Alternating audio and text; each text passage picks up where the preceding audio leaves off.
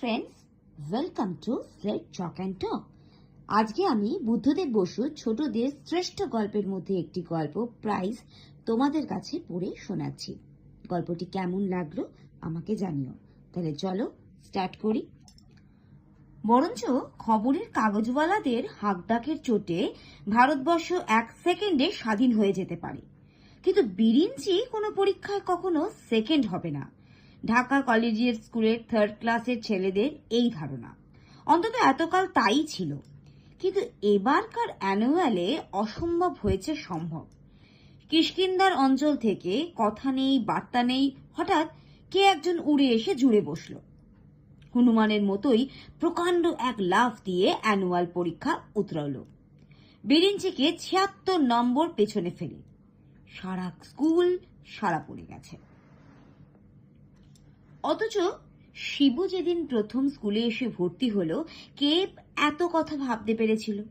দেখতে ছোট্ট, রোগা, ময়লা, মাথার চুল কদম ফুলের মতো করে ছাটা, ঢিলে পায়জামার ওপর জিনের কোট চাপানো, পায়ে নোংরা নাগরা। ওকে দেখে বিরিঞ্চি অ্যান্ড কোম্পানি তো হেসেই বাঁচে না। বিরিঞ্চি দেখতে ভালো, মোটরে চড়ে স্কুলে আসে, তার উপর ক্লাস 3 থেকে ও বরাবর ফার্স্ট হয়ে আসছে, সুতরাং বাকিটা না বললেও চলে। তাই বলে বিরিঞ্চির দেমাক টেমাক নেই। সেই প্রথম দিন গায়ে পড়ে আলাপ করতে গিয়েছিল শিবুর সঙ্গে। সেদিনকার ঘটনা বিরিঞ্চি জীবনে ভুলতে পারবে না। শিবুর বাবা চাকরি করেন কোনো এক পট্টনে, সেখানেই শিবুর জন্ম এবং এই 13 বৎসর যাপন। ফলে বাংলাটা বলে ভাঙা ভাঙা, কিন্তু তার মুখে ইংরেজির খই ফোটে। সত্যি কথা বলতে কি, বিরিঞ্চির বিশুদ্ধ বঙ্গভাষা শিবু যতটা বুঝতে পেরেছিল, শিবুর সাহিবি ঘেঁষা ইংরেজি বিরিঞ্চি বুঝেছিল তার চেয়ে ঢের কম। সুতরাং আলাপ জমেনি। বিরিঞ্চি অবশ্য বন্ধুদের কাছে ব্যাপারটা রং ফিরিয়ে বলেছিল, তাই সে যাত্রায় তার মুখ রক্ষা হলো, কিন্তু মন তার শঙ্কিত হয়ে রইল। শনিবার থার্ড পিরিয়ডে যিনি ট্রান্সলেশন করান, তিনি নতুন মুখ দেখে যখন শিবুর নাম জিজ্ঞেস করলেন, শিবু উঠে দাঁড়িয়ে গম্ভীরভাবে বললে, সুয়াস রায়। অমনি সবাই, মায় স্যার নিজে হো হো করে হেসে উঠল। শিবুর কান দুটো ঝাঁ ঝাঁ করতে লাগলো।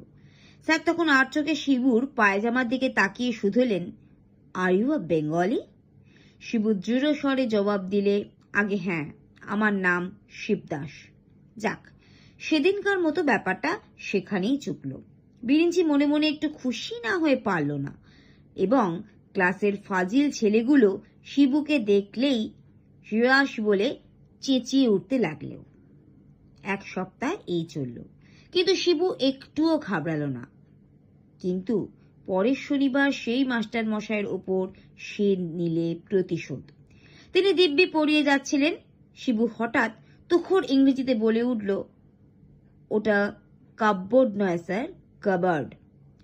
এইবার মাস্টার মশাইয়ের কান ঝাঁঝা করার পালা। রীতিমতো রেগে গিয়ে তিনি বললেন, তোমার ভারী সাহস তো হে ছোকরা, আমার ভুল ধরতে আসো? শিবু দিব্যি হাসি মুখে বললে, আমার দোষ কি বলুন? এতগুলো ছেলে ভুল শিখবে এ আমি সইতে পারি নে। তারপর রীতিমতো একটা কাণ্ড হয়ে গেল। স্যার আগুন হয়ে বললেন, রোশো বেপো ছোকরা, তোমাকে মজা দেখাচ্ছি। এক্ষুনি চললুম হেডমাস্টারের কাছে। তোমাকে আজ বেত না খাইয়েছি তো আমি চাকরি ছেড়ে দেব। বলে রাগে গজগজ করতে করতে তিনি ক্লাস থেকে বেরিয়ে গেলেন। ছেলেরা তো হতভম্ব। শিবু হাত পা নেড়ে ইংরাজি উচ্চারণ সম্বন্ধে বক্তৃতা শুরু করে দিলে। ছেলেটাকে এক্ষুনি লিকলিকে বেতের ঘা খেতে হবে মনে করে বিরিঞ্চি কাঁদো কাঁদো হয়ে গেল। খানিক বাদেই হেডমাস্টার মশাইয়ের ঘরে শিবুর ডাক পড়ল। ব্যাপারটা কি হয় জানার জন্য কয়েকটা ছেলে শিবুর পিছন পিছন গিয়ে বাইরের বারান্দায় ঘোরাঘুরি করতে লাগলো। মিনিট 10 পরে শিবু বেরিয়ে এলো অক্ষত দেহে, এবং সেই স্যারটি ম্লান মুখে। ক্রমশ শোনা গেল যে হেডমাস্টার মশাই শিবুকে সৎসাহসের জন্য ধন্যবাদ জানিয়েছেন, এমনকি তার সঙ্গে হ্যান্ডশেক করেছেন পর্যন্ত, এবং মাস্টার মশাইকে আড়ালে ডেকে নিয়ে ছেলেদের সঙ্গে খামোকা খিটিমিটি করবার জন্য ধমকেও দিয়েছেন। এরপর থেকে শিবুকে মুখের ওপর ঠাট্টা করতে কেউ আর সাহস পায় না, এমনকি অনেক ছেলেই এবং কোনো কোনো মাস্টারও তাকে সমীহ করে চলে। ক্লাসের কোনো ছেলে তার সঙ্গে কথা বলে না। টিফিনের সময় গাছের ছায়ায় দাঁড়িয়ে সে একা একা চিনেবাদাম চিবোয়। বিরিঞ্চির মনে হলো হেডমাস্টারের কাছে ওই গৌরবটা তারই পাওয়ার উচিত ছিল, এবং শিবু যে এত ভালো ইংরাজি জানবে এটাতেও যেন তার মন সায় দিতে চাইল না। বিরিঞ্চির মনে অবশ্য হিংসে নেই, কিন্তু তাকে শিবুর সঙ্গে কথা বলতে কেউ কখনো দেখত না। শিবু দরকার হলে সকলের সঙ্গেই কথা বলতো, কিন্তু যাকে গল্প করা বলে সে তা কারোর সঙ্গেই করতো না। বিরিঞ্চির চারদিকে ক্লাসের সব ছেলেরা ভ্রমরার মতো গুনগুন করে, আর সারা স্কুলে শিবুর সঙ্গী শিবু নিজে। শিবু থাকে হোস্টেলে।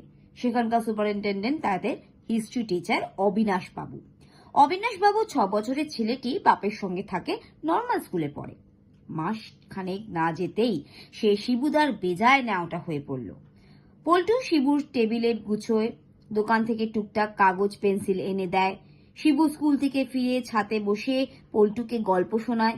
অদ্ভুত আজগুবি সব গল্প। তবু শিবু যে একা, সে একা। হাফ ইয়ারলিতে বিরিঞ্চির কান ঘেঁষে বন্দুকের গুলি চলে গেল। শিবু সবগুলো সাবজেক্টে ফার্স্ট, কিন্তু বাংলায় 37 পেয়ে মোটের ওপর 3 নম্বরের জন্য সেকেন্ড হয়ে গেল। বিরিঞ্চির সম্মানটা কোনো রকমে বজায় রইল, কিন্তু বিরিঞ্চি একমাত্র বিরিঞ্চি নয় একথা বুঝতে কারোই বাকি রইল না। বিরিঞ্চি 27 জুলাই সোমবার থেকে রোজ 10 ঘন্টা করে পড়া শুরু করলে। তবু ওর নৌকো ডুবল। অ্যানুয়ালে শিবু বাংলায় মেরে দিলেন 92। আর যাবে কোথায়?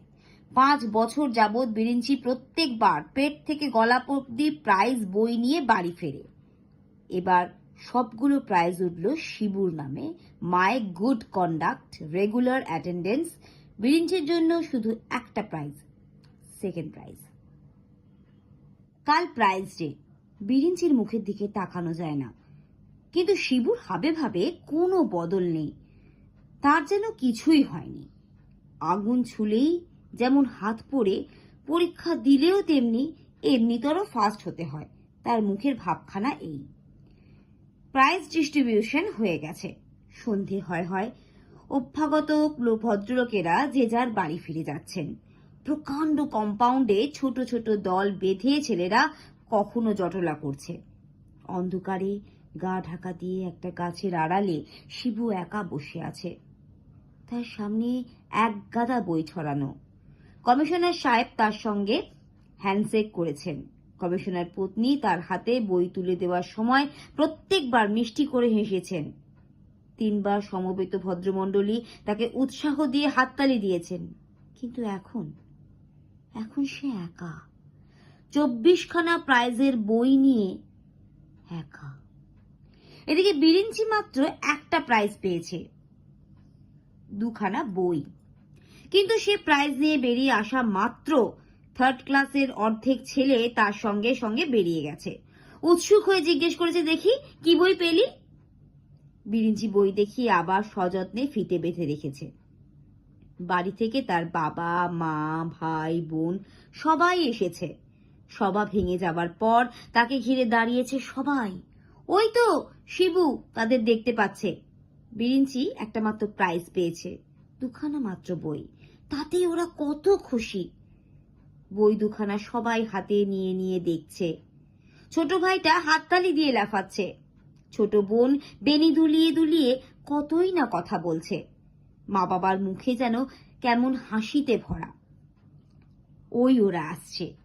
বিরিঞ্চি ওর পাশ দিয়ে হেঁটে গেল, কিন্তু ও এখন কোনো দিকেই তাকাচ্ছে না, মার সাথে গল্প করছে। শিবুর সঙ্গে রেশারেশির ওর এখন সময় নেই। ওরা সবাই গিয়ে মোটরে উঠল। তারপর শিবু একটা ঘোড়ার গাড়ি ডেকে তার 24খানা বই নিয়ে হোস্টেলে ফিরল। অন্ধকার ঘর। শিবু টেবিলের ওপর ধূপ করে বইগুলোকে এনে ফেলল। পল্টু তার আওয়াজ পেয়ে হাঁপাতে হাঁপাতে এসে বললে, কই দেখি শিবুদা, কি কি বই পেলে? শিবু ঘরের আলো জেলে বললে, আমার কোনো চিঠি এসেছে রে? জানি না, না বোধ হয়। কই দেখাও না বই। বল না, আমার কোনো চিঠি আছে কিনা বলে সে চিঠির আশায় টেবিলের কাগজপত্র ওলট পালট করতে লাগলো।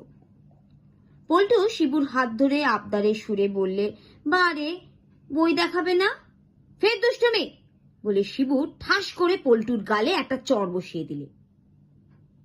পল্টু নিতান্ত অপ্রস্তুত হয়ে ভ্যাঁ করে কেঁদে ফেললে। শিবু তখন ওর গায়ে হাত বুলিয়ে মিষ্টি কথা বলে আদর করে নানাভাবে ওর কান্না থামাবার চেষ্টা করতে লাগলো। পল্টু কিছুতেই শান্ত হয় না। শেষটায় শিবু বললে, এই সবগুলো বই তোকে দিলাম, নে। সত্যি? হঠাৎ পল্টু হেসে ফেলল। সত্যি বলছো শিবুদা? সত্যি রে, সত্যি। তুই আয় এখানে পল্টু, টেবিলটার উপরে উঠে বস, কত সুন্দর ছবি আছে দেখবি। পল্টু এক লাফে টেবিলের ওপর চড়ে বসলো, আর শিবু একে একে তার 24খানা বই থেকে ছবি দেখালে তাকে।